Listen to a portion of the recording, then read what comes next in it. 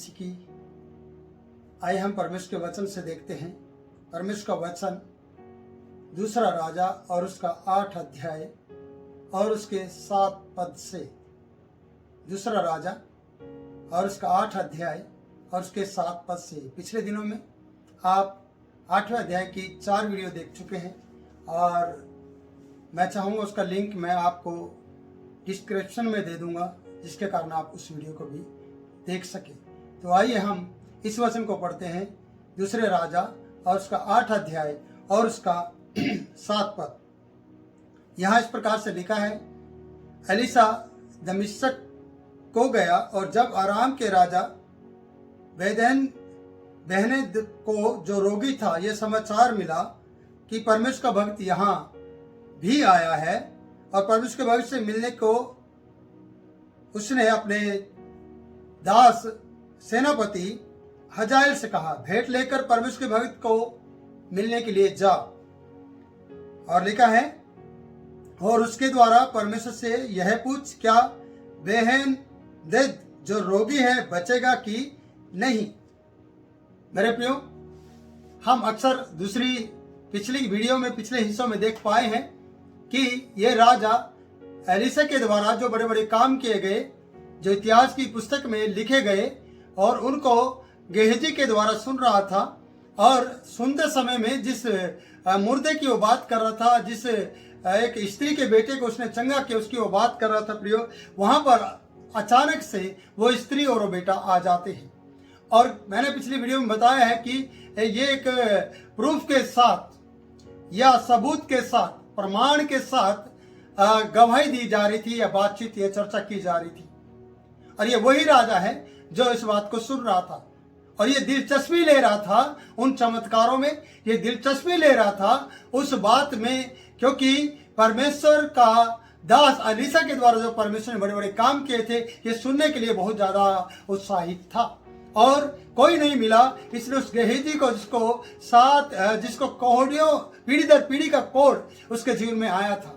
ये वही गेहजी था जो नमान कोड़ी के को चंगाई मिली और ये सोना चांदी और कुर्ता लेकर 2 जोड़े कुर्ते या कपड़े वस्त्र लेकर वहां से चला गया था और छुपा लिए थे। और परमेश्वर के दास एलीशा ने इसको श्राप दिया था। क्या ये वस्त्र लेने का समय है? दाख की बारियां लगाने का समय है? क्या ये प्रार्थना का समय नहीं है? क्या ये मोह माया और लालच करने के लिए पीछे भागने का समय है? नहीं प्रियो, वहां पर ये सारी बातें आज गेहजी को याद आ रही हैं और एलीशा के बारे में राजा को बताई जा रही है। और राजा बड़ी दिलचस्पी के साथ इनको सुन रहा है। क्यों सुन रहा है, उसकी दिलचस्पी के बारे में मैं बताना चाहूंगा। क्योंकि वो बीमार है, क्योंकि वो कमजोर है, क्योंकि वो चाहता है कि एक बार वो फिर से अगर एलीशा मेरे सामने आए या एलीशा मुझे दिखाई दे या एलीशा के बारे में मुझे जानकारी मिले तो मैं जरूर उसके पास जाऊंगा, या नहीं जाऊंगा तो लोगों को मैं उसके पास भेजकर अपने दैहिक के बारे में, अपने शरीर और अपने भविष्य के बारे में, अपने जीवन के बारे में पूछ पाऊंगा कि मैं बचूंगा कि नहीं। यहाँ कहते कि दमिश्क के जगह पर या जंगल में वहां पर वो परमेश्वर का दास आया है, इससे पता चला है। और इसने अपने सेनापति हजाएल को भेजा है कि जा और वहां पर जाकर पता कर। यहाँ लिखा है कि ऐसा नहीं, भेंट लेकर परमेश्वर के भक्त के पास जा। याद रखना, जितने भी लोग परमेश्वर के लोगों से मिलते हैं या जाते हैं तो कई बार छुचे हाथ जाते हैं। वचन में भी बताता है, परमेश्वर का वचन बताता है कि मेरे भवन में छुचे हाथ ना आए। कोई भी अपना चेहरा छुचे हाथ ना दिखाए, कोई भी अपने मुंह को छुचे हाथ ना दिखाए। जानते क्यों? क्योंकि परमेश्वर आशीष देने वाला परमेश्वर है। और यहाँ पर इन राजाओं से पता चलता है, जब नमान कोड़ी से पता चलता है कि वो 10 की कार चांदी, 1000 टुकड़े सोना, 10 वस्त्र जोड़े लेकर गया था एलीशा से मिलने के लिए। आज बेनहदद राजा उसे ये बता रहा है हजाएल को खाली नहीं जाना, परमेश्वर के पास भेंट को लेकर जाना। यहाँ लिखा है, तब हजाएल दमिश्क के लिए सब उत्तम उत्तम वस्तुएं और 40 ऊंट लदवाकर उससे मिलने को चला और उसके सन्मुख खड़ा होकर कहने लगा, तेरे पुत्र आराम के राजा बहन दद ने मुझे तुझसे यह पूछने को भेजा है, क्या मैं रोगी हूं, बचूंगा कि नहीं। मैं भेंट के ऊपर बात करना चाहता हूं। कहता है, यहां वचन बताता है, तब हजाएल भेंट के लिए दमिश्क की सब उत्तम उत्तम वस्तुओं से 40 ऊंट लदवा कर, प्रियो थोड़े नहीं, 40 ऊंट लदवा कर किसके पास गया? एलीशा के पास गया। और ये एलीशा को कई बार मौके मिले हैं प्रियो, भेंट के, सोना चांदी के, लेकिन एलीशा इस प्रकार के लालच में नहीं गिरा। और कहीं भी एलीशा को मैंने ऐसा नहीं देखा कि उसे झुकना पड़े। उसने जो कहना है उसने कहा है, जो बोलना है उसने बोला है।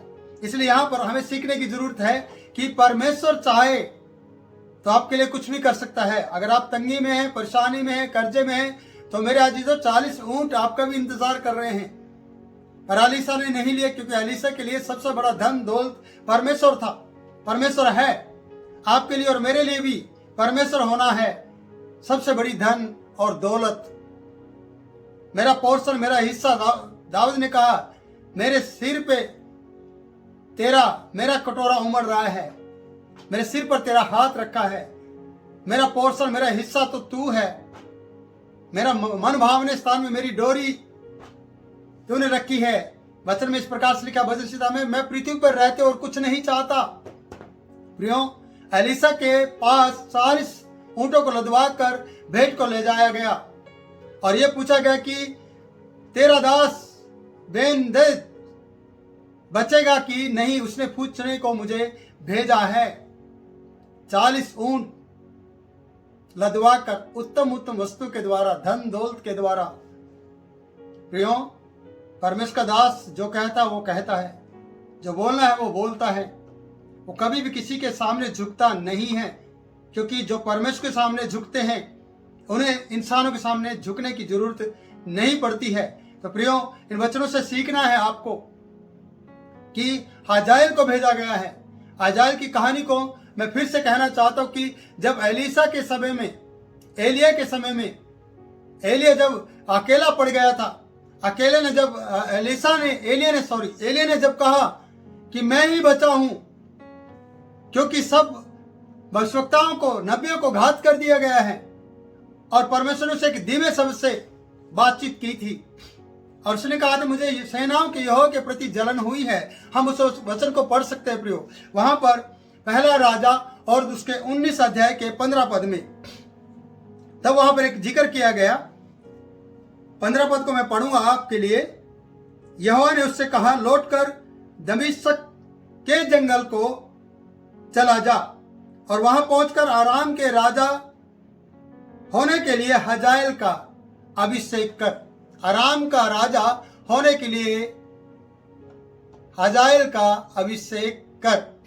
ये वही हजाएल है जो एलिया के समय में था, और आज एलीशा इसे देख रहा है कि ये उस राजा का, आराम के राजा का संदेश लेकर आया है कि वो मरने पर है, कि वो बचेगा या नहीं बचेगा। और 40 ऊंट लदवा कर वो उसके सामने गया है। तो प्रियो, इस वचन से पता चलता कि हजाएल का अभिषेक एलिया के द्वारा हो चुका था। पर हजाएल किस तरीके का मनसा रखता है, कैसा व्यक्ति है, आने वाली वीडियो में आपको पता चलेगा। और हम यहां पर यह सीखते हैं कि ये जो दिलचस्पी लेने वाला व्यक्ति है, ये बेदीन है, ये राजा है, ये चंगाई पाना चाहता है। इसकी दिलचस्पी एलीशा को देखने और उसे पूछने की है, आपकी दिलचस्पी किस में है? क्या आप परमेश्वर को पूछना चाहते हैं या नहीं? क्या आप परमेश्वर से और परमेश्वर के लोगों से दूर दूर रहकर कब तक अपना समय अन्य लोगों के बीच में बिताओगे? कब तक आप अपने समय को बर्बाद करते रहोगे? कब तक आप परमेश्वर से अपने मन को चुराते रहेंगे? कब तक आप भागते रहोगे? आप कहीं भी छुप नहीं सकते। परमेश्वर के वचन उत्पत्ति की किताब में लिखा है, पहले और दूसरे अध्याय में जब हम देखते हैं कि आदम और हवा ने जब पाप किया, जब शैतान उन्हें बहका दिया और उन्हें कहा तुम नहीं मरोगे, परमेश्वर खुद जानता है, तब वो बहक गए और उसने उस फल को खाया जो परमेश्वर ने कहा था ये नहीं खाना, मना किया था, और आगे को तोड़ा था। उसी प्रकार से उन्होंने उस फल खाकर वो अपने आप को नंगा महसूस कर रहे थे, और जब वो नंगे हुए तो वो छुप गए थे।